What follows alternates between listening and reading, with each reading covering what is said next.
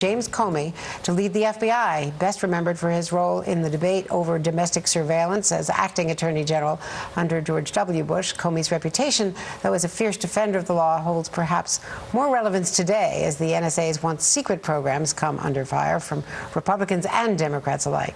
And joining me now, a major critic of surveillance programs, Democratic Congressman from Virginia, Bobby Scott. Congressman, thank you very much for being with us. There's been a lot of talk over the last couple of days. Well, it's good to see you.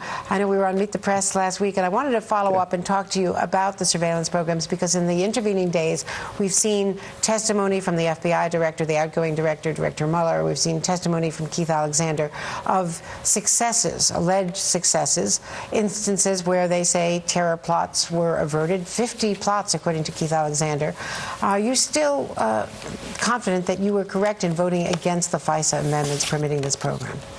Well, the discussion has been on terrorism, and all of this information that's being gathered, apparently every telephone call that's been made in the United States, it's supposed to be limited to information relevant to national security investigations, and how there's any limitation on all phone records to 5 years, that leaves a lot to be desired. But the question is, what do you use it for after you get it? If the limitation was it's just going to be used for terrorism, as Director Mueller indicated when he was before the House Judiciary Committee a couple of days ago, then that's an easier conversation. But when we asked others in the administration, Attorney General Gonzalez, he indicated that information that was gathered could be used in routine criminal investigations without probable cause of crimes or anything else. I mean, there's a question of what you use it for. Now, there's a different standard in getting the information and what you use it for. There's a Supreme Court case just a few days ago on DNA. If you're charged with sexual assault and they properly take your DNA, they find out it's not you. Okay. They can still keep your DNA and run it through the database if they're curious as to whether or not you've committed a crime. Now, they couldn't approach you and take your DNA to see if you've committed a crime without probable cause. But once they've got it, apparently there's a different standard. And so let's see what, let's get a little more precise on what they can use it for, because in those records, there's a lot of information, even though they're saying they don't listen into the conversation. The fact that you have called a bankruptcy attorney or an AIDS doctor or a marriage counselor, or they have all of the sources that you have been talking to, they have it. Now, who has access to it, and what can you do with it? I mean, when we were doing this to begin with, they were complaining that the FBI didn't know what the CIA knew and everything, and you need to spread this information all over town. Well, if you have friends that work for the local police station or the sheriff's office, or people that work in the FBI, they may see some of this information. So we need to be a little more cautious on exactly what is being done with the information after it's collected by law, not by little practice. They say, well, we don't look into it, or we get another warrant if we want to look into it. That's practice. We want to be clear on what the law permits and what it prohibits.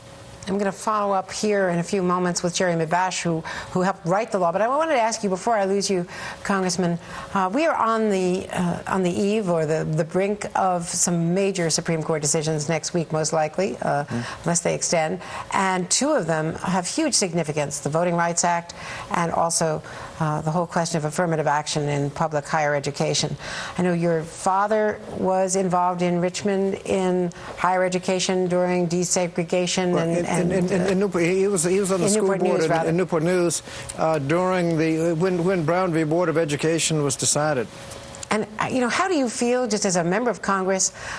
We know it's a conservative court. We don't know how they're going to rule. They've obviously taken longer than anyone expected to get back to that Texas case, which was argued back in October.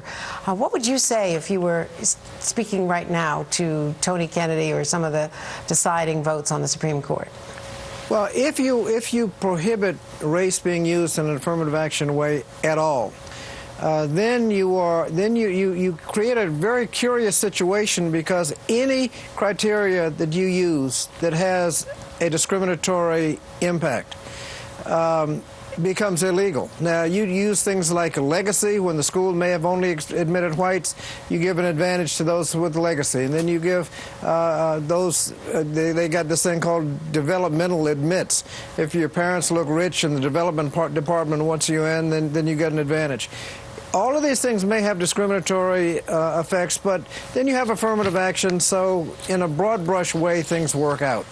Well, if you're not going to have any affirmative action, then anything you do that has a discriminatory intent becomes a target for a discrimination lawsuit, and I don't think anybody wants to go there. In voting rights, if you don't have Section 5, you have southern states that haven't been able to pass a redistricting plan without discriminating.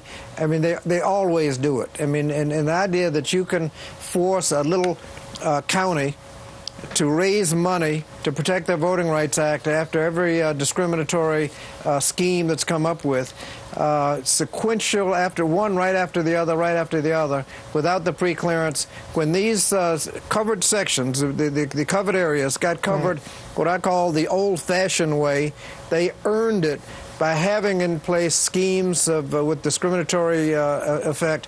They earn that coverage, and to have the idea that they can benefit by discrimination after discrimination and force these little counties to raise money. If they can't raise the hundreds of thousands, even millions of dollars to overturn unfair redistricting or any other scheme, then they're just stuck without their rights. That would be a major step back.